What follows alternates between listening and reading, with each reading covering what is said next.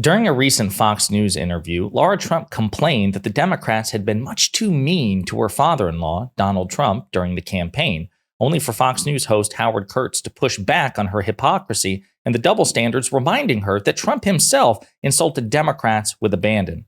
But before we unpack all that, if you end up liking this video and you want to support the channel, please be sure to hit the like, subscribe, and alert bells before you go. All right, friends, the election is over. Donald Trump is victorious. And once again, the United States is kind of poised on the precipice of some sort of dystopian hellscape, depending on how much Donald Trump tries to do in terms of what he's promised to do and how much the institutions will permit him to do it. And I don't have much faith that the answer to either of these questions are particularly good. But during a recent interview between Fox News and Lara Trump, Donald Trump's daughter-in-law, and the co-chair of the Republican National Committee, so another classic demonstration of Trump MAGA nepotism, right? Where Donald Trump just staffs key positions with members of his own family, even though they're not particularly qualified. Well, they're doing a post-election interview, and Lara Trump said some really strange things about the Harris campaign, that there was no policy, nothing presented to the American people, and they were really too negative and mean to Donald Trump. And even Howard Kurtz, the Fox News host, is like, well, wait a minute.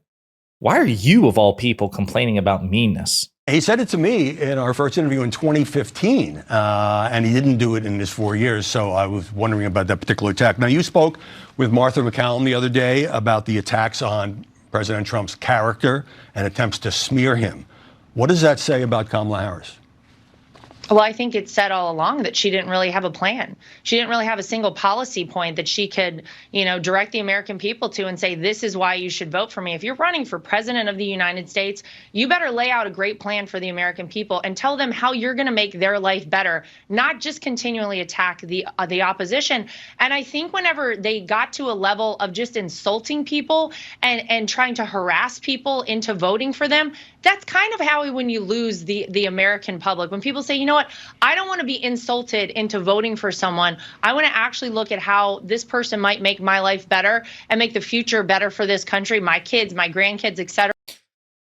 I mean, even Howard Kurtz seems visibly stunned. I know I was when I saw this clip. The temerity, the shamelessness. This is their superpower. I've said it before. I'll say it again. I imagine many of them know that they're full of crap. They're not all stupid, right? There are many very intelligent Republican politicians and operatives. I mean, you can't run a successful campaign if everyone around you is stupid. Let's be very clear. They're not all Marjorie Taylor Greene.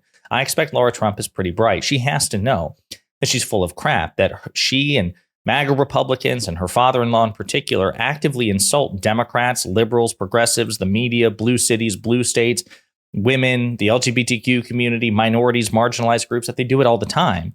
And they're okay with that. But they know also, they understand that Democrats are held to a higher standard, very much because they've worked very hard to hold Democrats to a higher standard. They know that they're graded on a curve. And so she's exploiting that asymmetry in the media to pretend that Donald Trump hasn't, insulted Jews who didn't vote for him, insulted black people who didn't vote for him, insulted minorities who didn't vote for him, referred to blue cities and blue states by all sorts of, demeaning terms that President Biden and Vice President Harris have never used to describe, say, Mississippi, right? She knows all of that. And yet she understands that the narrative is that Democrats are really the judgmental elitist ones, even though, again, Republicans insult with abandon. And she's just exploiting that asymmetry to her benefit. But Howard Kurtz at least makes a half-hearted attempt to correct the record. And that's what Donald Trump did. So I think when they got to the point of constant mudslinging and not really talking about what they do for the American people, I think that's what lost them the election. But couldn't Democrats say the same? Because during the campaign, Trump called the vice president dumb, cursed her at one point, and questioned her racial identity. Well, I think whenever you see Donald Trump say things like this is not out of character for him. This is who he's always been. And I think it is pretty dumb, Howie, to leave the border wide open and allow 20 million people to pour into our country illegally. I think it's pretty dumb to do things like shut down the Keystone XL pipeline, render us no longer energy independent. I think there are a lot of dumb things that happened during the course of this administration. And I think a lot of Americans agreed with Donald Trump's assessment of exactly that. Well, it's one thing to say that the policies are dumb versus saying somebody essentially has a low IQ. You got to question someone's intelligence if they're doing these things, quite frankly. Okay. Look. So then Lara Trump doubles down on the insults, right? So Howard Kurtz is like, listen, you can attack the policy. which, by the way, is what the Democrats did much more often than not. But Trump made personal ad hominem attacks, not just against Vice President Harris, but also, again, anybody who disagreed with him. Again, liberals, progressives, the media, blue cities, blue states, women, minorities, marginalized groups. It didn't matter. If you were to forensically audit the number of insults made against Republicans by elected Democrats versus the insults made against Democrats by elected Republicans, including Trump, there's a staggering ratio there where the Republicans are just worse on this. And they know it. And you see the smile. She's like, well, I mean, okay, you got me. But seriously, no, she is really stupid. Like that's the mindset. And then it doesn't help when people very influential, so-called neutral or centrist moderates like Joe Rogan and Piers Morgan and others feed into this asymmetry where they suggested, no, actually Republicans are salt of the earth. They don't insult people, just really the Republican Party and Donald Trump, they're policy wonks. They focus on policy. They don't attack the other side and then pretend that that's all the Democrats do. Like they indulge and exacerbate this dishonest framing. I'll also remind Lara Trump, if she's watching, please like and subscribe. When she talks about policy, again, this is a common refrain that we hear from Republican talking heads and MAGA talking heads. Harris didn't have policy. Well, she did. And not only did she, but when you did a blind test, when you remove the association of the candidates from the policies, you just take Trump's policies and Harris's policies and you put them in a blind test, much more often than not, Harris's were preferred. Voters prefer Harris's agenda to Trump's. They just don't realize it. As presidential candidates, Trump, and this was from late October, Trump and Harris are neck and neck in polls, but if the race were solely about their policies, Harris would win handily. That's because voters, whether they know it or not, overwhelmingly prefer the vice president's agenda to the former president's. And I gave you a quiz to test it yourself. These 8 questions were drawn randomly from a recent YouGov survey, which blind tested voters on more than 100 policy proposals. It expanded on a smaller experiment we covered in July when President Biden was still on the ticket. Trump's agenda fares better today than it did, thanks largely to a flurry of last-minute giveaways, such as his promise to eliminate taxes on Social Security benefits. But then, as now, the Democratic candidate's agenda remains more popular.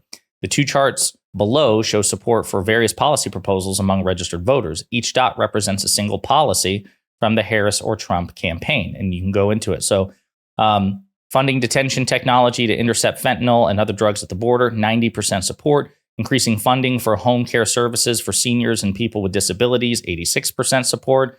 Requiring criminal and mental background checks for all gun purchases, 86% support. This is Harris's proposals, by the way. Funding job training and addiction recovery services for former prisoners. And again, we're just giving you random examples. 76% for increasing Pell Grant funding for low-income students. Go down, establishing a law that strengthens workers' ability to bargain collectively, 67%.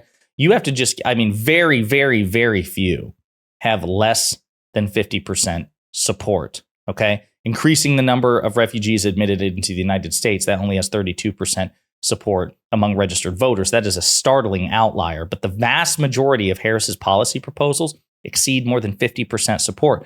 Whereas in contrast, that's not the case. About half of Trump's, right, compared to what? 5/7. I mean, my God, look at this. Look at the disparity here. Donald Trump's most popular policy proposal, eliminating taxes on Social Security income, 85% support. That is very popular. But then allowing more drilling on federal land, 48% support. Reducing regulation on cryptocurrency, 24% support. So again, the absolutely staggering. Nearly all of Harris's proposals received majority support among registered voters. Only half of Trump's did.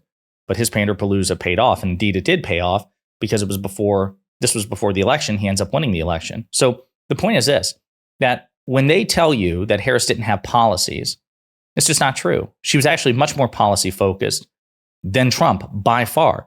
And to the extent that people say she wasn't the best communicator, I agree. She wasn't the communicator that Barack Obama is, that Bill Clinton is, that Pete Buttigieg is. But you know what? She did answer, believe it or not, questions more substantively and directly than Donald Trump ever did. Go back and look at the moments where Trump went viral when he was persistently asked how he would reduce childcare costs.